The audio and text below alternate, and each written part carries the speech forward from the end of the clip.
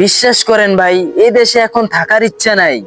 আমার যদি টাকা থাকতো তাহলে আমি বিদেশ চলে যাইতাম, মানে এই দেশে থাকতাম না। মানে কি বলবো এই দেশের কথা। সামান্য একটা রাজনীতির বিষয় নিয়ে, সামান্য ছোটখাটো বিষয় নিয়ে, সামান্য জায়গা জমি অর্থ সম্পদের বিষয় নিয়ে একজন একজনকে মিয়া মাইরালা, একজন একজনকে মিয়া আরেকজনকে মাইরালা, ওইতে এইতরে মারে, এইতে ওইতরে মারে। মানে মানুষের জীবন এখন সাধারণ বিষয় হয়ে গেছে গা। একজন মানুষের কাছে মানুষের জীবন খুবই সাধারণ বিষয়, মানে তার কাছে কিছুই না।